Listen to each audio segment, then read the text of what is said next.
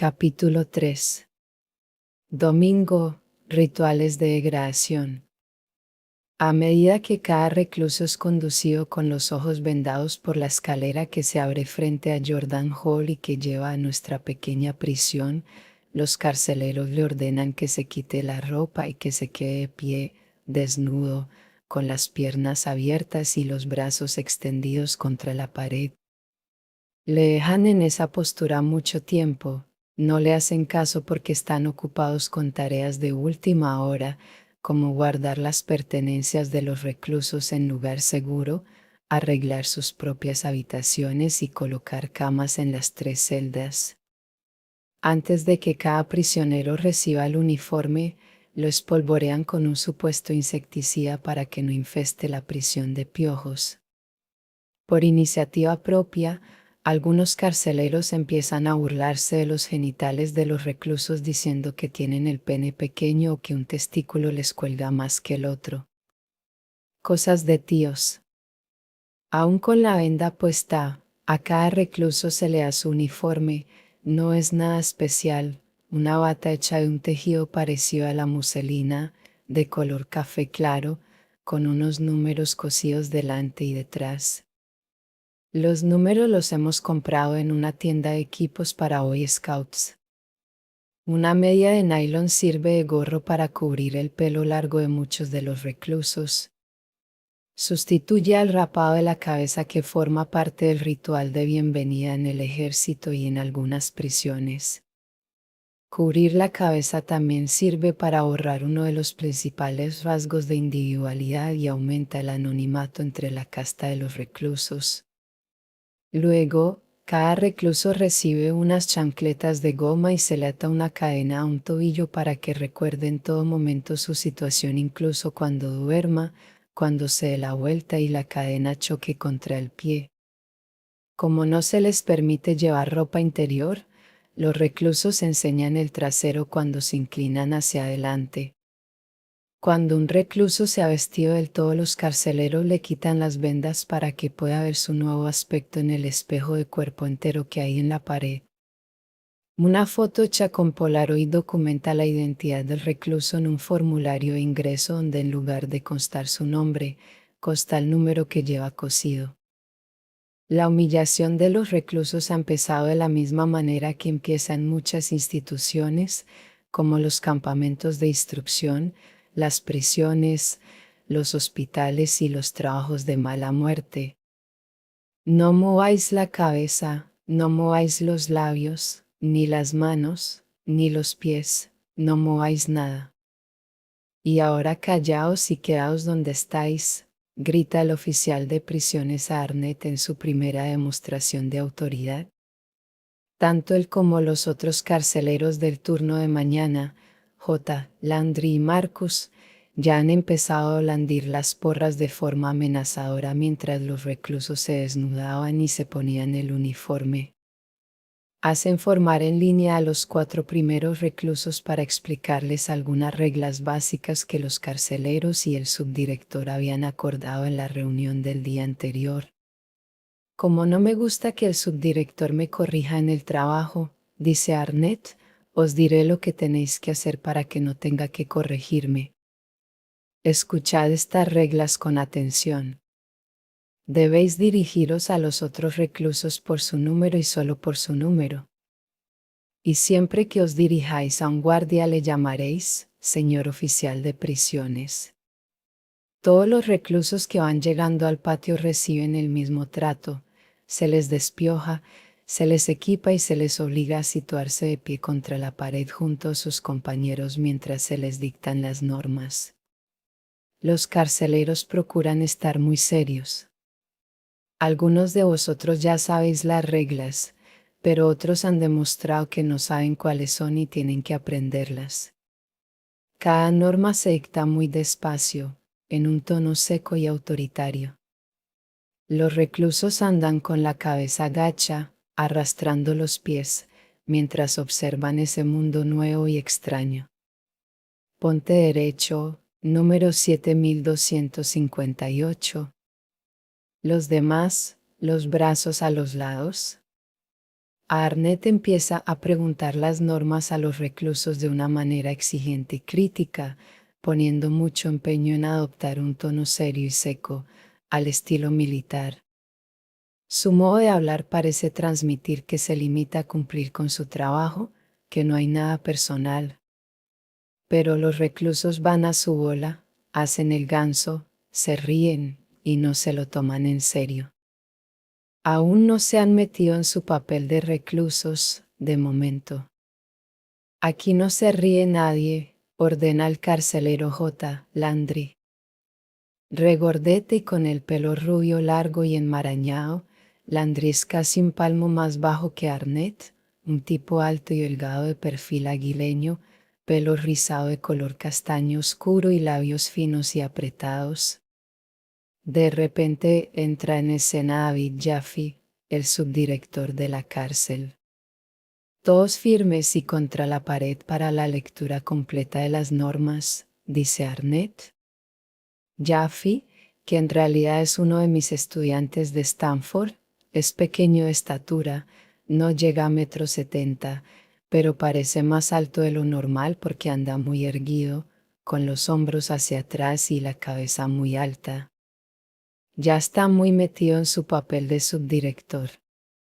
Observo lo que ocurre por una pequeña ventana cubierta de gasa, detrás de un tabique que oculta nuestra videocámara, un sistema de grabación en cinta Ampex y un diminuto espacio para que observen las visitas en el extremo sur del patio.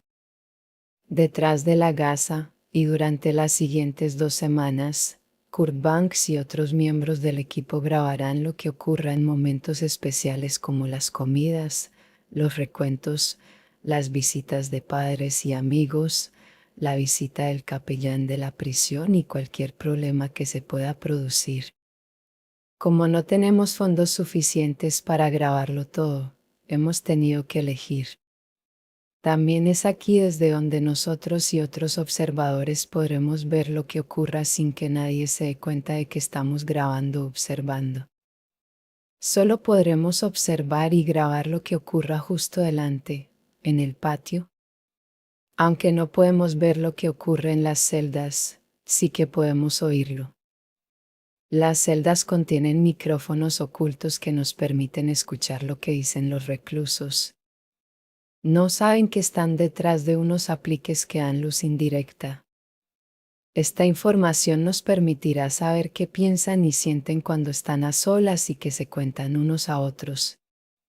También nos permitirá saber si algún recluso está muy estresado y necesita una atención especial. Me choca oír al subdirector Jaffe soltando un discurso y me sorprende verle vestido por primera vez con americana y corbata. En esta época hippie, la ropa que lleva es rara para un estudiante. Se retuerce nerviosamente su gran bigote a lo Sonny Bono mientras se va metiendo en su nuevo papel. Le he dicho a Jaffe que ese era el momento de que se presentara a los reclusos como subdirector.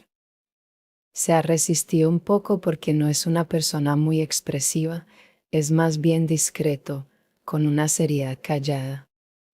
Como estaba de viaje no ha tomado parte en los preparativos, pero pudo llegar ayer mismo, a tiempo para la sesión de orientación a los carceleros. Jaffe se siente un poco fuera de lugar, sobre todo porque Craig y Kurt ya se han licenciado y él aún no. Puede que también se sienta incómodo porque es el más bajo de todo el equipo. Pero endereza la espalda y da una imagen de firmeza y seriedad. Como probablemente ya sabrán, soy el subdirector. Por una u otra razón, todos ustedes han demostrado ser incapaces de actuar correctamente en el mundo exterior. De algún modo, carecen del sentido de la responsabilidad que distingue a los buenos ciudadanos de este gran país. Nosotros, el personal penitenciario de esta prisión, vamos a ayudarles para que aprendan a ser ciudadanos responsables. Ya han oído las normas. Dentro de muy poco colgaremos una copia en cada celda. Esperamos que se las aprendan y las puedan repetir por su número. Si obedecen estas normas, se arrepienten de sus delitos y muestran una actitud correcta, nos llevaremos bien. Espero que no tengamos que vernos demasiado. A su alucinante improvisación le sigue una orden del oficial Marcus, que toma la palabra por primera vez. Dale las gracias al subdirector por el magnífico discurso que os ha dado. Al unísono, los 9 reclusos gritan dando las gracias al subdirector, aunque sin mucho entusiasmo. Por estas normas os conduciréis. Ha llegado el momento de imponer cierta formalidad a la situación exponiendo a los reclusos el conjunto de normas que regirán su conducta durante las próximas semanas. Con las sugerencias de todos los carceleros, Jaffe redactó las siguientes normas en una intensa sesión realizada ayer, al final de la destinada a orientar a los carceleros. El oficial Arnett habla de esta cuestión con el subdirector Jaffe y entre los dos deciden que sea Arnett en lo que será su primer paso para hacerse con el mando del turno de mañana, quien lea en voz alta las 17 normas. 1. Los reclusos deberán guardar silencio durante los periodos de descanso, cuando se hayan apagado las luces, durante las horas de comida y siempre que salgan al patio de la prisión. 2. Los reclusos deberán comer durante las horas de comida y solo durante las horas de comida. 3. Los reclusos deberán participar en todas las actividades de la prisión. 4. Los reclusos deberán mantener las celdas limpias, con las camas hechas y los efectos personales arreglados y ordenados. El suelo deberá estar impecable. 5. Los reclusos se abstendrán de mover, pintarrajear, manipular o dañar paredes, techos, ventanas, puertas o cualquier otra propiedad de la prisión. 6. Los reclusos se abstendrán de encender la iluminación de las celdas. 7. Los reclusos deberán dirigirse a los otros reclusos por su número y solo por su número. 8. Cuando los reclusos se dirijan a un guardia siempre le llamarán señor oficial de prisiones. Cuando se dirijan al subdirector de la prisión siempre le llamarán señor oficial jefe de la prisión. 9. Los reclusos se abstendrán de describir su situación como un experimento o una simulación. Permanecerán en situación de reclusión hasta que obtengan la libertad condicional. Ya estamos a mitad de camino. Espero que prestéis la máxima atención y que memoricéis todas y cada una de estas normas porque os las vamos a preguntar sin previo aviso, advierte el carcelero a los nuevos reclusos. 10. Los reclusos dispondrán de 5 minutos para ir al baño. Ningún recluso podrá volver al baño antes de transcurrida 1 hora desde el último periodo programado para ello. Las visitas al baño estarán supervisadas por guardias. 11. Fumar es un privilegio. Se podrá fumar después de las comidas o a discreción de los guardias. Los reclusos tienen terminantemente prohibido fumar en las celdas. Abusar del privilegio de fumar supondrá la suspensión permanente de este privilegio. 12. El correo es un privilegio. Todo el correo que entre y salga de la prisión será inspeccionado y censurado. 13. Las visitas son un privilegio. Los reclusos autorizados a recibir una visita se reunirán con ella en la puerta del patio. Cada visita estará supervisada por un guardia, que podrá darla por terminada cuando lo considere oportuno. 14. Los reclusos se pondrán de pie siempre que entre en el recinto el director de la prisión, el subdirector o cualquier visitante. Los reclusos no podrán sentarse o reanudar sus actividades hasta que se les ordene. 15. Los reclusos deberán obedecer en todo momento las órdenes de los guardias. La orden de un guardia siempre tendrá prioridad sobre cualquier norma escrita. Las órdenes del subdirector siempre tendrán prioridad sobre las órdenes de los guardias y las normas escritas. Las órdenes del director siempre tendrán prioridad sobre cualquier orden o norma. 16. Los reclusos deberán poner en conocimiento de los guardias cualquier incumplimiento de las normas. Y ahora viene la norma más importante, la que deberéis tener presente en todo momento. La norma número 17. Añade el oficial Arnett en un tono amenazador. 17. El incumplimiento de cualquiera de estas normas puede ser motivo de castigo. Más adelante, el oficial J. Landry decide que también quiere un poco de marcha y vuelve a leer todas las reglas añadiendo un toque personal. Los reclusos forman parte de la comunidad penitenciaria. Para que esta comunidad funcione sin problemas, vosotros, los reclusos, deberéis acatar las siguientes normas. Jaffe asiente con la cabeza. Él también ve esta prisión como una comunidad que puede vivir en armonía si quienes dictan las normas y quienes las deben acatar mantienen una actitud razonable. El primer recuento en ese extraño lugar. De acuerdo con el plan fijado por los carceleros en la reunión de orientación del día anterior, el oficial J. Landry reafirma su autoridad sobre los reclusos dándoles las instrucciones para realizar el primer recuento. Atentos. Ahora, para que os familiaricéis con vuestros números, los diréis en voz alta izquierda-derecha y rapidito. Los reclusos dicen en voz alta los números arbitrarios de 3 o 4 cifras que llevan cosidos en la parte delantera de las batas. No ha ido mal, pero quiero veros en posición de firmes. A regañadientes, los reclusos se ponen firmes. Tú has tardado mucho en ponerte firme. Hazme 10 flexiones. Las flexiones pronto van a ser un ingrediente básico de los métodos de control y de castigo de los carceleros. ¿Eso ha sido una sonrisa?, pregunta Jaffe. La he visto desde aquí. Esto no tiene nada de gracioso, están ustedes metidos en un asunto muy serio. Poco después, Jaffe se va del patio y viene a preguntarnos qué tal lo ha hecho en esta su primera intervención.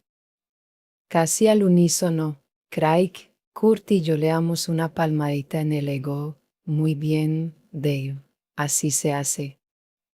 Como en todas las prisiones, los recuentos cumplen la función administrativa de confirmar que todos los reclusos están presentes y que ninguno se ha fugado o se ha quedado en su celda enfermo o necesitado de atención. Pero en nuestro caso, otro objetivo de los recuentos es que los reclusos se aprendan el número que constituye su nueva identidad. Queremos que empiecen a verse a sí mismos y a los demás como reclusos con números, no como personas con nombres.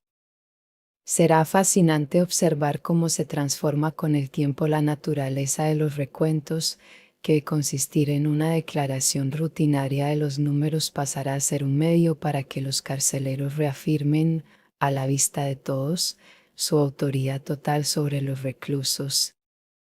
Recordemos que al principio del estudio los dos grupos de estudiantes eran intercambiables, pero a medida que se vayan metiendo en sus papeles veremos que los recuentos van reflejando con toda claridad la profunda transformación que experimentan. Finalmente, se ordena a los reclusos que vayan a sus celdas para memorizar las normas y conocer a sus compañeros. Las 3 celdas, que han sido diseñadas para destacar el anonimato ambiental de la vida en la prisión, en realidad son pequeños despachos de 3 metros por 4. El mobiliario de oficina ha sido sustituido por 3 catres situados uno al lado del otro. Por lo demás, las celdas carecen de cualquier otro mueble o utensilio salvo la celda 3, que contiene un lavabo y un grifo cuya llave de paso está cerrada y que los carceleros pueden abrir a voluntad. Piensan premiar a los reclusos que consideren buenos asignándolos a esta celda especial. En lugar de las puertas de los despachos hemos colocado unas puertas negras hechas a medida que tienen una ventana central con barrotes, En cada puerta hemos pintado el número correspondiente a la celda. Las celdas se distribuyen a lo largo de la pared derecha del patio según se mira desde nuestro puesto de observación, situado detrás de un tabique.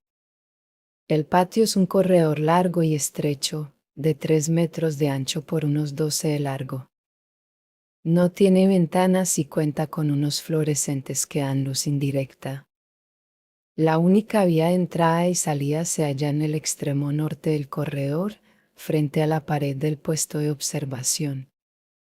Como solo hay una salida, la Junta de Estudios con Sujetos Humanos de Stanford, que ha evaluado y aprobado nuestro estudio, nos ha obligado a colocar varios extintores, que, como veremos, se pueden usar como armas. El sábado, los carceleros habían colgado unos letreros en las paredes del patio con el nombre de la prisión. Otro letrero prohibía fumar sin autorización y otro señalaba, en un tono amenazador, la situación de la celda de aislamiento, el hoyo, un pequeño armario situado en la pared que daba frente a las celdas. Se usa para guardar papeles y las cajas que contiene apenas dejan 1 metro cuadrado de espacio. Los reclusos castigados por incumplir las normas serán encerrados allí el tiempo que los carceleros crean oportuno. En aquel lugar tan estrecho y en total oscuridad, los reclusos solo pueden estar de pie, en cuclillas o sentados en el suelo. Desde dentro se puede escuchar todo lo que pasa en el patio y, como veremos, también se puede oír demasiado bien a cualquiera que aporree la puerta. Los reclusos son asignados a las celdas de una manera arbitraria. La celda 1 es para los reclusos 3401, 5704 y 7258. La 2 es para los reclusos 819, 1037 y 8612. Y la 3 es para los reclusos 2093. 4325 y 5486. En cierto sentido, los reclusos de nuestra prisión se encuentran en una situación parecida a la de los prisioneros de guerra, que suelen ser apresados y encarcelados en grupo. En cambio, en una prisión normal, los reclusos recién llegados ya se encuentran con una comunidad de internos que se va renovando constantemente por los reclusos que llegan y los que salen en libertad. En general, las condiciones de nuestra prisión eran mucho más humanitarias que las de la mayoría de las prisiones de guerra y, naturalmente, era mucho más cómoda y estaba mucho más limpia y ordenada que la Galería 1A de la prisión de Abu Ghraib, que, por cierto, ya era conocida por las torturas y los asesinatos que se cometían en ella en la época de Saddam Hussein, mucho antes de que los soldados estadounidenses la pusieran de actualidad.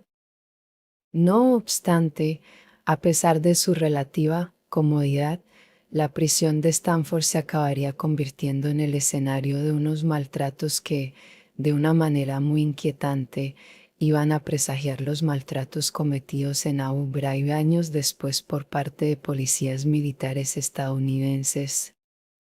Adaptación a los roles. Los carceleros tardaron un poco en meterse en su papel. Por los partes que se redactaban al final de cada uno de los 3 turnos de 8 horas, sabemos que el oficial Bundy se sentía incómodo porque no sabía qué hacía falta para ser un buen carcelero y le habría gustado haber recibido más formación. No obstante, creía que ser amable con los reclusos era un error. El oficial Jeff Landry, el hermano pequeño de J. Landry, confesaba haberse sentido culpable durante los humillantes rituales de degradación en los que los reclusos tenían que estar mucho tiempo desnudos y en posturas incómodas. Lamenta no haber intentado cambiar cosas que no le parecían bien. Pero en lugar de protestar se limitaba a irse del patio siempre que podía para no tener que verse envuelto en aquellas desagradables interacciones. El oficial Arnett, un estudiante de sociología de posgrado que era unos años mayor que los demás, no creía que la acogida a los reclusos tuviera el efecto deseado. Creía que la seguridad de su turno era inadecuada y que los otros carceleros eran demasiado blandos. Solo con el breve contacto del primer día ya pudo distinguir a los reclusos buenos y a los que traerían problemas. También señalaba que el recluso 2093, Tom Thompson, le daba mala espina, algo que el agente Joe ya nos había comentado durante su detención. A Arnett le mosqueaba que Tom 2093 obedezca con tanta diligencia todas las órdenes y normas, tanto era así que los otros reclusos acabaron dándole el apodo desdeñoso de chusquero, precisamente por el aire militar con que obedecía todas las órdenes. Como veremos más adelante, Tom introdujo en nuestra situación unos valores muy firmes que chocaban con los de los carceleros. En cambio, para el recluso 819 toda aquella situación era bastante divertida. Describe el primer recuento como una charlotada y cree que algunos carceleros también lo veían así. El recluso 1037 había visto a todos los demás recibir el mismo trato humillante que él. Sin embargo, se negaba a tomárselo en serio. Le preocupaba más el hambre que empezaba a sentir porque había desayunado poco y aún no le habían dado nada para almorzar. Suponía que era otro castigo arbitrario de los carceleros a pesar de que la mayoría de los reclusos se habían portado bien. La verdad es que nos habíamos olvidado de preparar algo para almorzar porque las detenciones habían tardado más de la cuenta y todavía nos quedaban muchas cosas de las que ocuparnos, entre ellas una baja de última hora de uno de los estudiantes que tenía que hacer de carcelero. Por suerte, pudimos traer a un sustituto del grupo original de candidatos preseleccionados para el turno de tarde, el oficial Burdan. El turno de tarde toma el relevo. Los carceleros del turno siguiente llegan antes de la hora prevista, las 6 de la tarde, para ponerse el uniforme, probarse las relucientes gafas de espejo y equiparse con silbatos, esposas y porras. Se presentan en la sala de oficiales, situada a unos pasos de la entrada del patio, en un corredor que también aloja los despachos del subdirector y el director, cada uno con su propio rótulo en la puerta. Los carceleros del turno de mañana saludan a sus nuevos colegas y les dicen que todo está bajo control, pero añaden que algunos reclusos pasan un poco de todo. Habrá que vigilarlos y meterlos en vereda. No os preocupéis, cuando volváis mañana los veréis hechos unos corderillos, fanfarronea uno de los carceleros que acaba de llegar. Por fin, a las 7 en punto, se sirve la primera comida, que es muy frugal. Los reclusos se sientan a comer a una mesa que hay en el patio. Solo hay espacio para 6, los otros 3 deberán esperar a que acaben los primeros para comer lo que quede. Al ver esto, el recluso 8612 intenta convencer a los demás para hacer una sentada en protesta por las condiciones inaceptables de la prisión, pero todos están demasiado hambrientos y cansados y no le hacen caso. El recluso 8612 es Doug Carson, el listillo, ácrata que había soltado alguna que otra insolencia a los polis que le habían detenido. Con los reclusos ya en sus celdas, se les ordena que guarden silencio. Los reclusos 819 y 8612 no hacen caso, hablan en voz alta y se ríen sin más consecuencias, por ahora. El recluso 5704, el más alto de todos, aún no ha dicho esta boca es mía, pero su adicción al tabaco le empieza a afectar y exige que le devuelvan el paquete de cigarrillos. Le dicen que tiene que ganarse el derecho a fumar siendo un buen recluso. 5704 discute en vano esta decisión diciendo que va contra las normas. Según el contrato que han firmado con nosotros, los participantes pueden dejar el experimento en cualquier momento, pero parece que a los contrariados reclusos se les ha olvidado.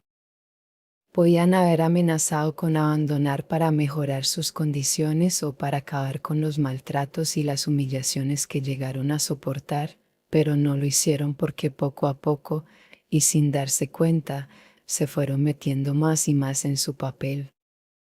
La última tarea oficial del subdirector Jaffe para este primer día es explicar a los reclusos las llamadas noches de visita, que pronto van a empezar. Les dice que todos los reclusos con amigos o familiares que vivan cerca pueden escribirles para que vengan a visitarlos. Les describe el procedimiento a seguir y entrega un lápiz, un sobresellado y papel con el membrete de la prisión a quien se lo pide. Solo tienen unos minutos para escribir las cartas y cuando acaban deben devolver el material. Jaffe deja muy claro que los carceleros pueden prohibir escribir cartas a quien no cumpla las normas, no se sepa su número o de cualquier otro motivo para ello.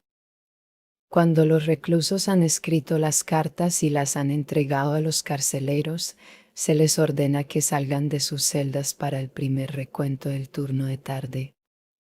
Naturalmente, antes de enviar las cartas por correo las leemos por razones de seguridad y hacemos una copia para nuestros archivos.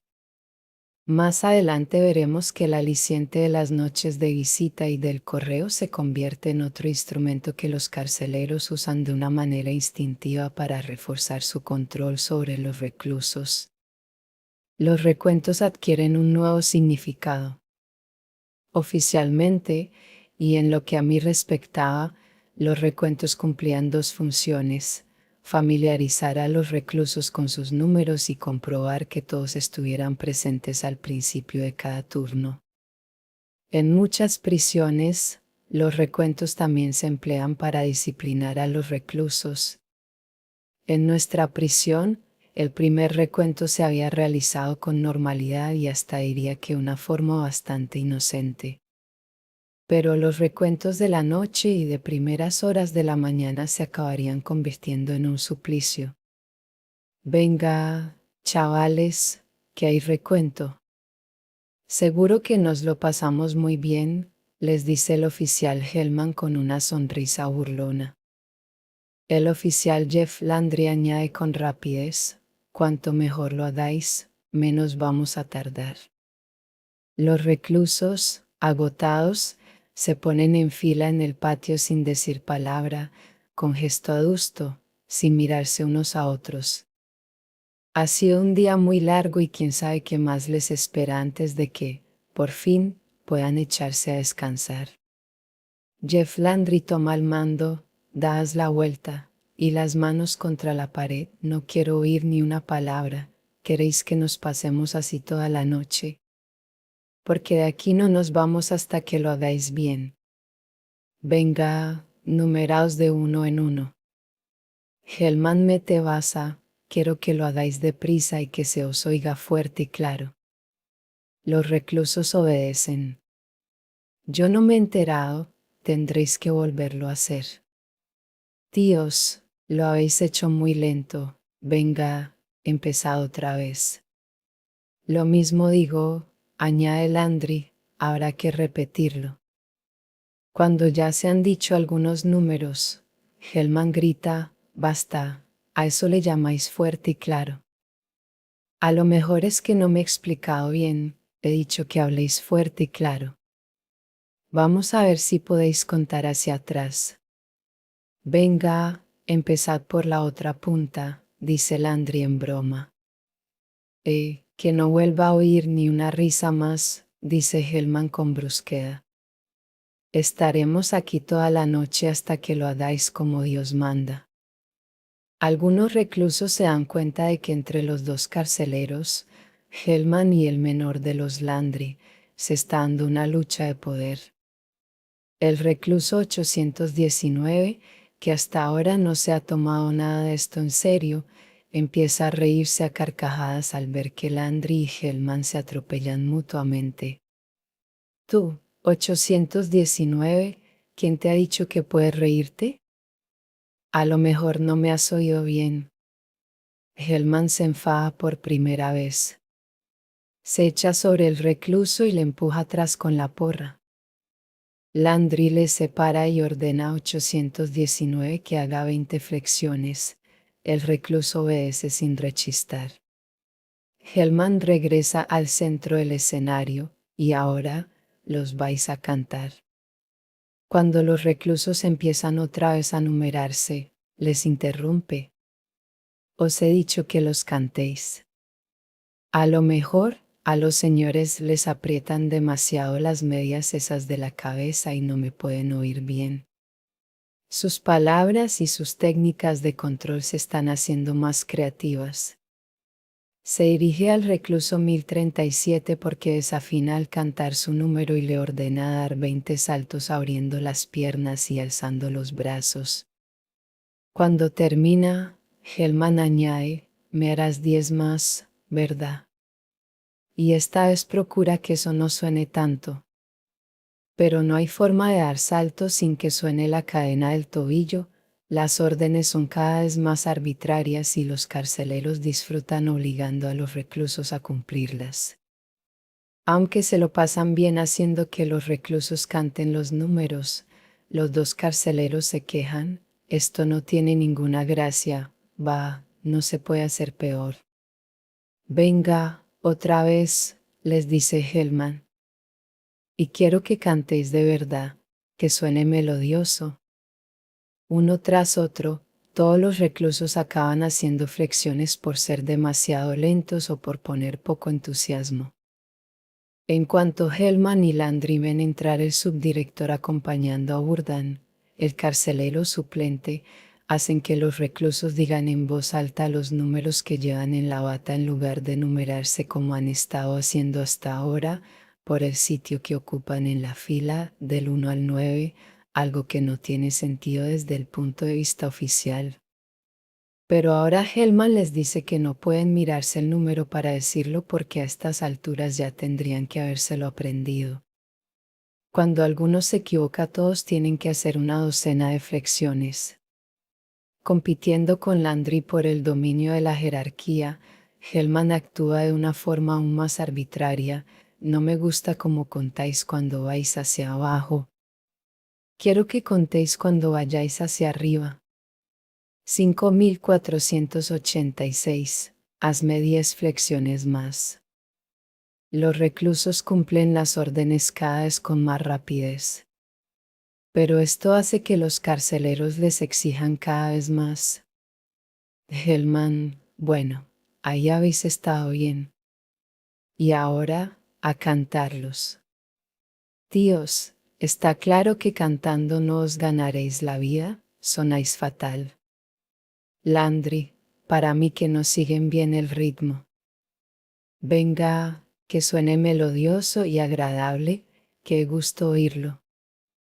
819 y 5486 se lo siguen tomando todo a broma, pero curiosamente, obedecen cuando los carceleros les castigan haciéndoles dar saltos. El carcelero que acaba de llegar, Burdan, se mete en harina aún más deprisa que los otros, pero es que antes ha tenido la oportunidad de observar cómo actuaban. Eso ha estado bien. Venga, así me gusta. 3401, sal aquí y haz de solista, cántanos tu número. Burdan va más lejos que sus colegas y saca al recluso a rastras de la fila para que cante delante de los demás. El elegido es el recluso Stuart 819. Le ordenan que cante una y otra vez, pero nunca encuentran su canto lo bastante melodioso. Los carceleros no paran de burlarse, lo mal que canta el tío. A mí ya me duelen los oídos. Venga, 10 veces más. A Hellman le gusta ver que Burdan actúa como un carcelero más, pero no piensa dejar que ni él ni Landry lleven la voz cantante.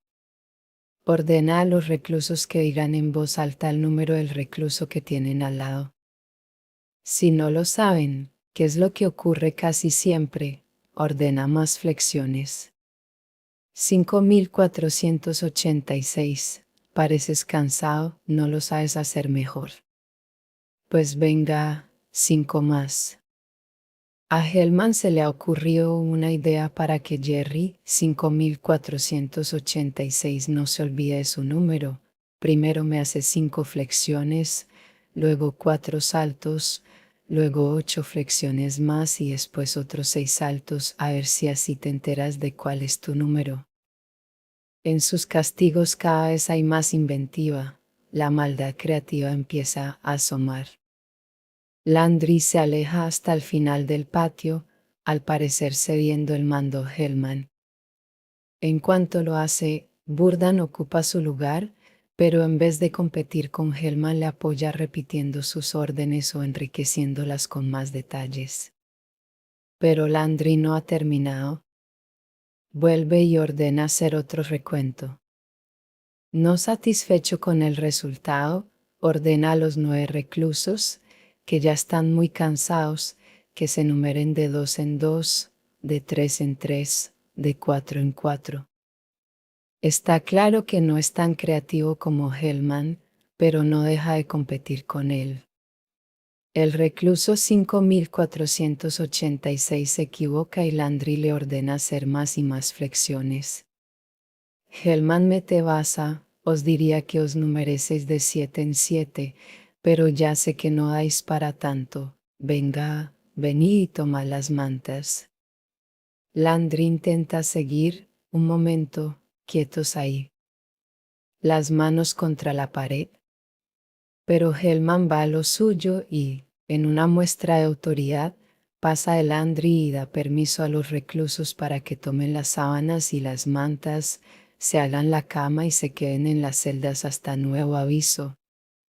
Hellman, que se ha hecho cargo de las llaves, los encierra. Los primeros atisbos de rebelión. Al final de su turno, y mientras sale al patio, Hellman grita a los reclusos: ¿Qué tal, señores? ¿Les han gustado los recuentos?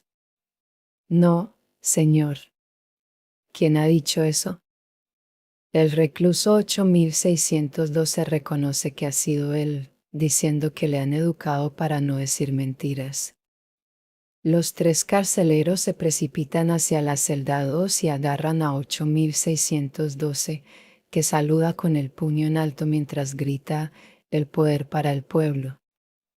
Lo encierran en el hoyo, lo que le confiere el dudoso honor de ser su primer ocupante. Los carceleros demuestran estar totalmente unidos en torno a un principio: no van a tolerar ni la más mínima protesta. A continuación, Landry repite la pregunta de Hellman. ¿Otra vez, habéis disfrutado con los recuentos? Sí, señor. Sí, señor. ¿Qué? Sí, señor oficial de prisiones. Así está mejor. Puesto que nadie más está dispuesto a cuestionar abiertamente su autoridad, los 3 sheriffs se acercan a la puerta en formación, como si desfilaran. Antes de salir, Hellman dirige la mirada a la celda 2 para recordar a sus ocupantes: quiero ver esas camas bien hechas. Más adelante, el recluso 5486 dijo que se había sentido muy abatido cuando metieron en el hoyo a 8612. También se sentía culpable por no haber intervenido, pero racionalizaba su conducta diciendo que no quería que la acabaran encerrando a él y que aquello no era más que un experimento.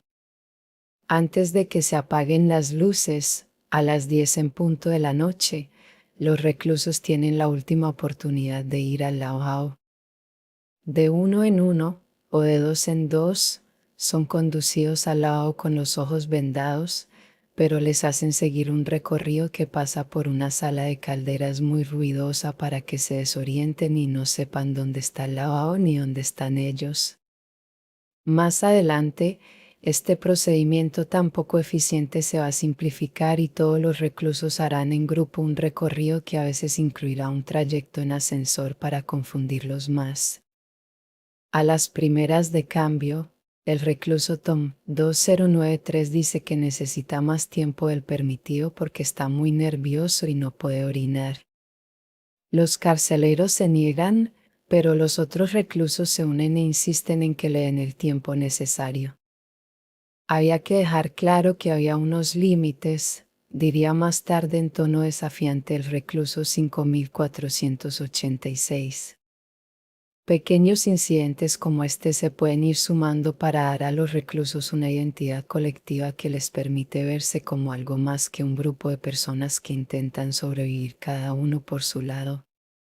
Para el rebelde Dog 8612, estaba claro que los carceleros representaban su papel y que no actuaban en serio, pero cree que se pasaban de la raya. Seguirá con sus intentos de organizar a los otros reclusos para que tengan más poder. En cambio, Javi 7258, nuestro recluso favorito, confesó más adelante: cuanto más avanzaba el día, más deseaba que me hubiera tocado ser carcelero. Como es lógico suponer, a ningún carcelero se le ocurrió desear que le hubiera tocado ser un recluso.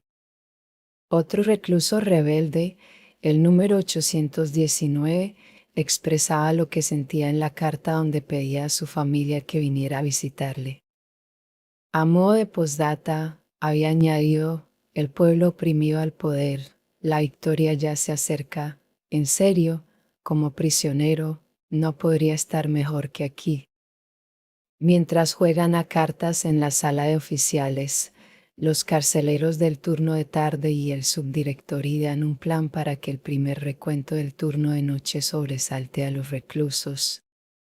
Poco antes de acabar el turno, los carceleros se acercarán a las puertas de las celdas y despertarán a los internos haciendo sonar los silbatos a pleno pulmón. Esto, además de despertar de golpe a los reclusos, hará que los carceleros del turno entrante se metan de lleno en su papel. A Landry, Burdan y Hellman les gusta el plan y, mientras siguen jugando, hablan de lo que pueden hacer para actuar mejor como carceleros la tarde siguiente. Hellman cree que todo aquello es una comedia. Ha decidido que a partir de ahora será un cabronazo que va a desempeñar un papel más dominante y que va a gastar novatadas como se hace con los reclutas o como las que salen en la leyenda del Indomable. Burdan se halla en una posición delicada porque en el turno de tarde se encuentra en medio de los otros dos carceleros. Jeff Landry ha empezado con fuerza, pero a medida que avanzaba la tarde ha ido aceptando las ideas creativas de Hellman hasta que ha acabado cediendo. Más adelante, Landry acabará haciendo el papel de carcelero bueno, será amable con los internos y no hará nada que los degrade. Si Burdan se aliara con Landry, entre los dos podrían reducir el protagonismo de Hellman. Pero si se pusiera del lado del tipo duro, el que desentonaría sería Landry y el turno podría acabar tomando una dirección más bien siniestra. Burdan escribió en su diario que se sintió preocupado cuando le llamaron de repente a las 6 de la tarde para que se presentara de inmediato en la prisión.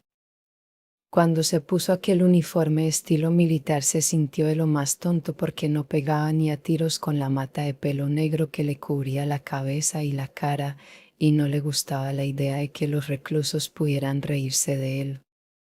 Decidió no mirarles a los ojos, ni sonreír, ni tomarse la situación como un juego. Hellman y Landry se veían muy seguros de sí mismos en sus papeles, pero él era incapaz de actuar así. Los consideraba unos veteranos, aunque habían empezado unas horas antes que él.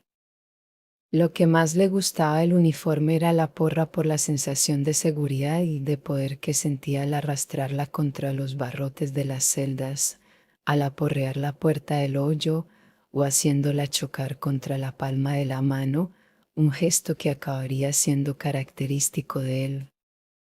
La charla con sus nuevos compañeros al acabar el turno le hizo sentirse como antes, no como un carcelero ebrio de poder. Sin embargo, Dio ánimos a Landry diciéndole que todos debían actuar como un equipo para mantener a los reclusos a raya y no tolerar ninguna rebeldía. Silbatos a pleno pulmón a las 2:30 de la madrugada. El turno de noche empieza a las 2 de la madrugada y termina a las 10 de la mañana. Los carceleros de este turno son Andrés Ceros, otro joven melenudo y con barba, y Carl Bandi.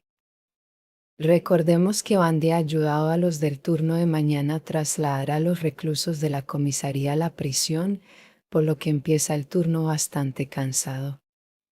Al igual que Burdan, tiene una cabellera larga y lisa. El otro carcelero del turno, Mike Barnisi, tiene la complexión de un delantero de rugby, es robusto y musculoso pero más bajo que los otros dos.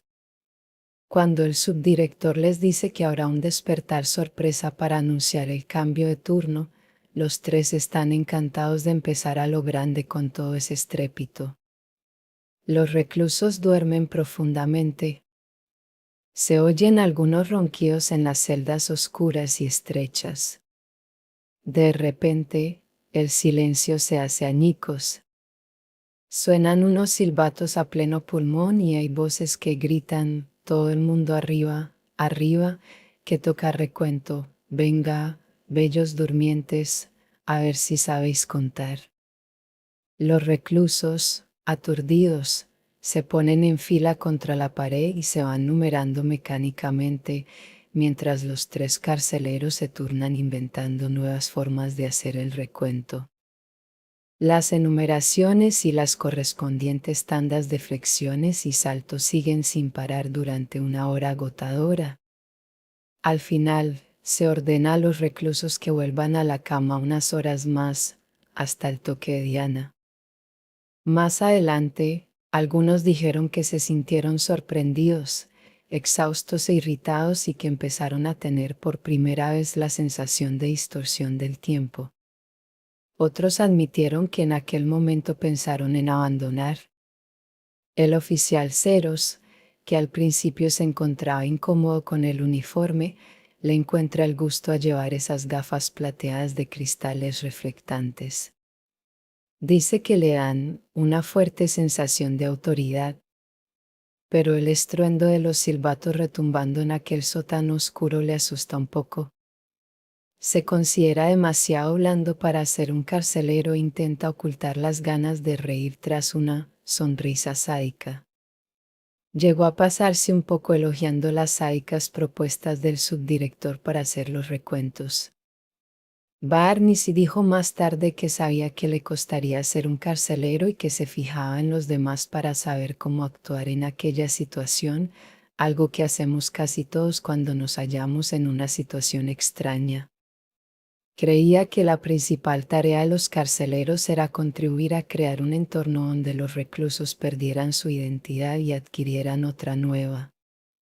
Algunas observaciones y preocupaciones iniciales.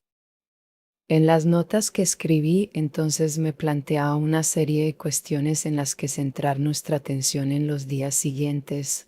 Esta crueldad arbitraria de los carceleros, ¿irá siempre en aumento o llegará a un punto de equilibrio? Cuando los carceleros se vayan a casa y reflexionen sobre lo que han hecho aquí, sentirán algo de arrepentimiento o de vergüenza por sus excesos y actuarán de una manera más amable. La agresividad verbal puede ir en aumento e incluso desembocar en el uso de la fuerza. Los carceleros solo llevan 8 horas aquí y ya se han metido con los reclusos por puro aburrimiento. ¿Cómo van a combatir el tedio a medida que avance el experimento? Y los reclusos, ¿cómo combatirán el tedio de vivir en este régimen de prisión las 24 horas del día? ¿Podrán mantener algo de dignidad? ¿Se unirán para defender sus derechos o se someterán por completo a los carceleros? ¿Cuánto tiempo tardará el primer recluso en decidir que ya ha tenido bastante y que deja el experimento? ¿Provocará un efecto en cascada y le seguirán otros? Hemos visto unos estilos muy diferentes entre el turno de mañana y el de tarde. ¿Cómo será el turno de noche? Es evidente que a los estudiantes les cuesta un poco meterse en su papel. Todavía existe la clara sensación de que esto es un experimento sobre la vida en prisión, que no es una prisión real. Puede que no superen esta barrera psicológica, que nunca se sientan encerrados en un lugar del que no pueden salir a voluntad. ¿Cómo podemos esperar este resultado de algo que a todas luces es un experimento a pesar del realismo de las detenciones? En la sesión de orientación a los carceleros del SAO intenté que vieran este lugar como una prisión en el sentido de que reproducía la funcionalidad psicológica de las prisiones reales. Les describí los estados mentales que caracterizan las experiencias de los reclusos y de los carceleros que había aprendido de nuestro asesor de prisiones, Carlo Prescott, el expresidiario, y del curso de verano que habíamos impartido sobre la psicología del encarcelamiento. Me preocupaba haberles podido dar demasiadas instrucciones y que se limitaran a comportarse según lo esperado en lugar de interiorizar gradualmente su papel mediante sus experiencias en la prisión. De momento parecía que su conducta era bastante variada y que no seguía un guión preestablecido. Estas eran las cosas que me pasaban entonces por la cabeza. Pero antes de seguir será mejor que explique cómo se desarrolló la sesión de orientación. La sesión de orientación a los carceleros del sábado. Como preparación para el experimento, nuestro personal se entrevistó con la docena de estudiantes que iban a ser de carceleros para explicarles los objetivos, darles a conocer sus tareas y proponerles maneras de controlar a los reclusos sin necesidad de recurrir a la fuerza. 9 de los carceleros habían sido asignados al azar a los 3 turnos y los otros 3 serían reservas o suplentes por si surgía algún contratiempo. Después de que les resumiera por qué estábamos interesados en un estudio de la vida en prisión, el subdirector David Jaffe les describió algunos de los procedimientos y deberes de los carceleros mientras Craig Hein y Kurt Banks, en calidad de asesores psicológicos, les daban información detallada sobre las detenciones del domingo y sobre el acomodo de los reclusos cuando llegaran a nuestra prisión. Al explicarles el objetivo del experimento les dije que, en mi opinión, todas las prisiones serán metáforas materiales de la pérdida de libertad que todos sentimos de distintas maneras y por razones diferentes. Como psicólogos sociales, queríamos entender las barreras psicológicas que crean las prisiones entre las personas. Naturalmente, lo que se podía conseguir con un experimento que se basaba en una prisión simulada tenía unos límites. Los reclusos sabían que solo estarían encarcelados durante el periodo relativamente corto de 2 semanas, a diferencia de los años que suelen pasarse en prisión los verdaderos reclusos. También sabían que había unos límites a lo que se les podría hacer en el experimento. En cambio, en las prisiones de verdad los reclusos pueden ser apaleados, recibir descargas eléctricas, incluso ser violados y asesinados. Dejé muy claro que de ningún modo se podría maltratar físicamente a nuestros reclusos. También dejé claro que, a pesar de estas restricciones, queríamos crear una atmósfera psicológica que reflejara de algún modo las características esenciales de muchas prisiones. No podremos maltratarlos ni torturarlos físicamente, les dije. Pero podemos crear aburrimiento. Podemos crearles una sensación de frustración. Hasta cierto punto, podemos hacer que sientan miedo. Les podemos hacer sentir que su vida está gobernada por la arbitrariedad, que están bajo el control del sistema, es decir, de vosotros, de mí, de Jaffe. No tendrán intimidad, estarán bajo constante vigilancia, no pasará inadvertido nada de lo que hagan. No tendrán libertad de acción. No podrán hacer ni decir nada que no les dejemos hacer. Vamos a despojarles de su individualidad de distintas maneras. Llevarán un uniforme y nunca se les llamará por su nombre, sino por el número que llevará cada uno. Todo esto tendría que crear en ellos una sensación de impotencia. Se verán en una situación donde nosotros tenemos todo el poder y ellos no tienen nada.